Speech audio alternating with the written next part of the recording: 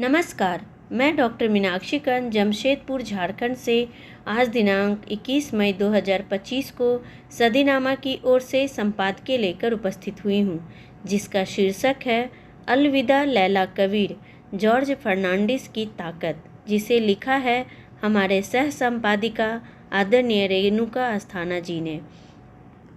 जीवन साथी एक दूसरे के साथ मिलकर सुख दुख का सामना करते हैं। वे एक दूसरे के लिए ताकत बन जाते हैं, जिससे वे एक साथ चुनौतियों का सामना कर सकें।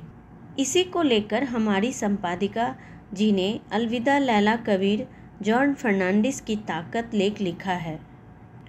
तो देखते हैं रेणुका जी ने क्या लिखा है। प्रस्तुत है आज का संपादकीय।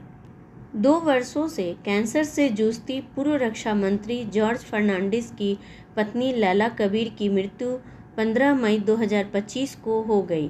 लैला कबीर एक राजनीतिज्ञ, ट्रेड यूनियन नेता और देश के पूर्व रक्षा मंत्री की पत्नी ही नहीं थी, बल्कि स्वयं में सशक्त एवं आत्मनिर्भर महिला भी थी। एक शिक्षाविद एवं पूर्व केंद्रीय मंत्री के परिवार में जन्मी लैला कबीर ने अपनी योग्यता से देश और समाज के लिए कई भूमिकाएं निभाईं। ऑक्सफोर्ड से अपनी शिक्षा समाप्त कर जब वह भारत वापस आई तो 1970-71 के दशक में उन्होंने रेड क्रॉस सोसाइटी ज्वाइन कर ली और अपने परिश्रम एवं बुद्धि के बल पर वह रेड क्रॉस सोसाइटी की अधिकारी बनी। उन्होंने रेड क्रॉस के साथ उस समय बांग्लादेश मुक्ति मोर्चा में अपनी महत्वपूर्ण भूमिका निभाई, जब बांग्लादेश राजनीतिक और आर्थिक रूप से जूझ रहा था। उर्दू और बांग्ला भाषा को लेकर टकराव था। पश्चिमी पाकिस्तान की सरकार पूर्वी पाकिस्तान के अधिकारों और स्वायत्तता को दबाने की कोशिश में नरसंहार कर रही थी। इमरजेंसी के लगने पर जब जॉर्ज फर्नांडिस अंडरग्राउंड हुए, लैला अपने बेटे के साथ अमेरिका चली गई थी और वहीं रहकर उन्होंने इमरजेंसी का विरोध किया था।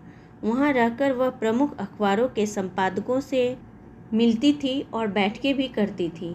लैला कबीर एक शिक्षित व सशक्त महिला ही नहीं थी, बल्कि एक महिला का जो कोमल गुण प्यार होता है, वह भी उनके भीतर हर महिला सा था, जो उन्हें जॉर्ज फर्नांडिस के पास भी ले आया और शादी करके मां के सुख तक ले गया।